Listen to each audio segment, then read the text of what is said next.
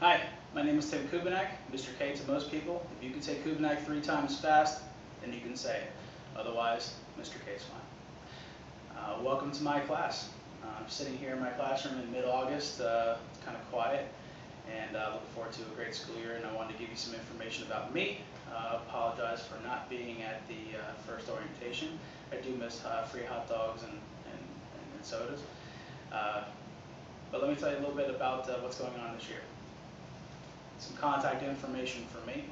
Uh, if you stop by, if you did stop by, you most likely grabbed a card, and there are cards on my door, and they have the links to my Edmodo page, and I'll be posting a lot of stuff that this year, and the kids will be using it very heavily. So I recommend taking a look at it. I'd be happy to walk you through it if you're having trouble technologically.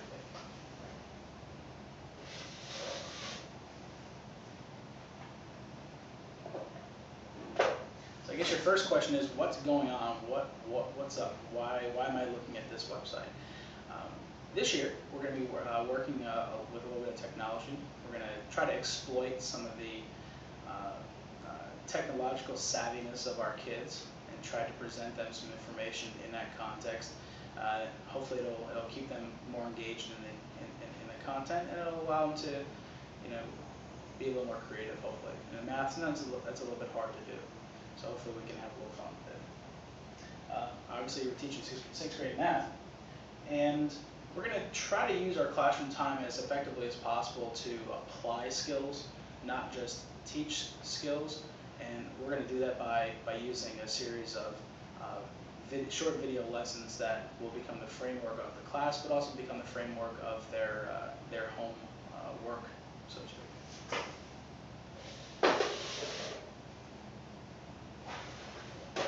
How are we going to do this? Well, we're going to use a series of short video-based lessons, and for each discrete skill, the goal is to have a video that is no less than 5 minutes, but no more than 10 minutes long.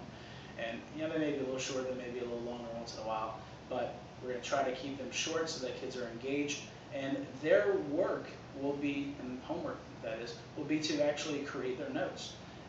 They'll be given notes from time to time, but part of their responsibility in this class is going to be to actually take notes on what they see.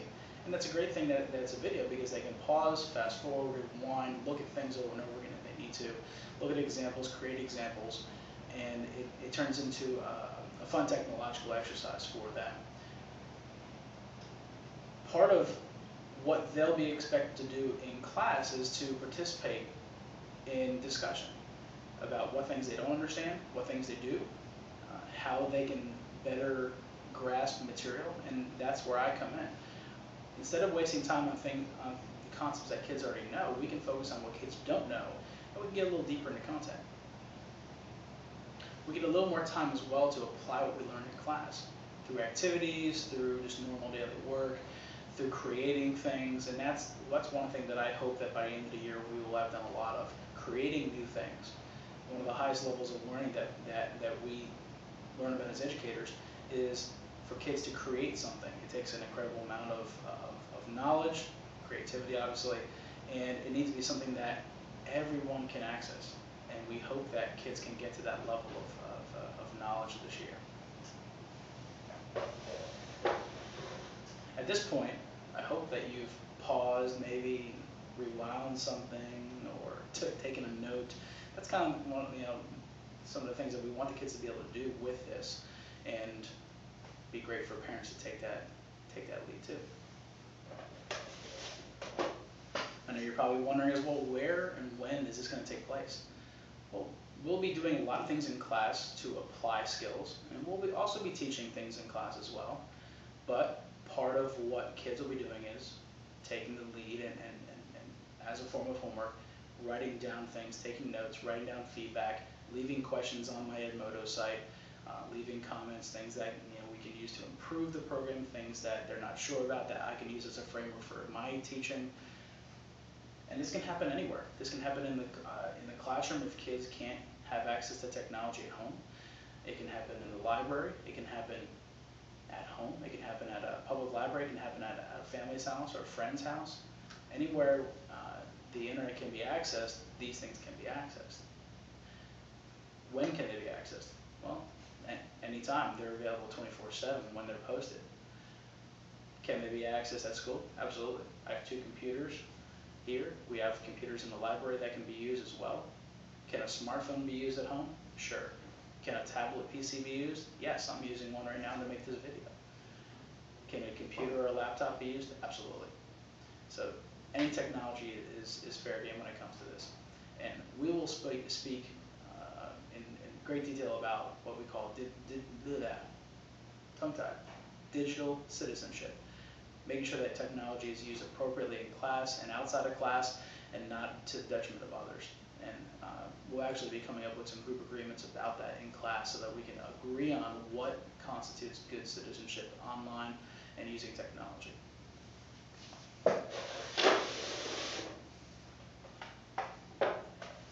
Why are we doing this? Well, we want to put kids in a driver's seat. We want kids to use technology thoughtfully. We want them to be engaged in their content. It doesn't matter if it's science, technology, engineering, or math. And hopefully we can see all those in this class this year. But we want kids to grasp technology because more and more of what they see in daily life is based on technology. And we want them to better understand the world here in school by what they see outside of school. We want them obviously to have more responsibility as they climb in their academic ladder. They have more and more responsibilities. And going from the 5th grade to the 6th grade is a big change in responsibility. They are accountable for their work, they're accountable for what they do in here conduct-wise, and also for what they do at home in terms of their academics. So we want to move them along the line according to that. If we can do this successfully in school and outside of school, we end up having more time to apply the skills learning class to activities that may benefit them outside of class. And that's our ultimate hope.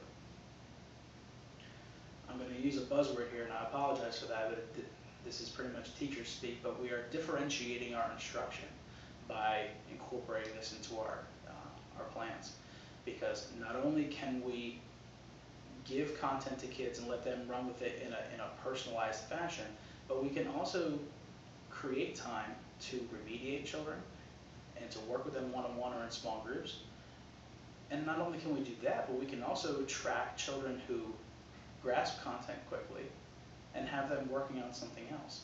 Differentiated instruction is just another way of saying we're going to give content and instruction to kids on their level, where they are at a particular time. I think that's going to be a really great thing this year. And we'll take it in baby steps. We'll take it one step at a time, and based on how kids grasp this new concept of teaching, we'll keep moving through the program. If we need to slow down, then we can. That's the great thing about this. There's nothing that's holding us to do this. It's just a great way to present content, and hopefully we can have great success from it. And I look forward to your comments and feedback from it. If there's anything that I can do to improve the program from a parent standpoint, please let me know. I'd be happy to do that. Oh, one more thing.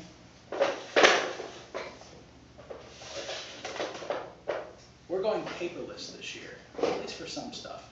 I'm going to try to do my part to save the planet.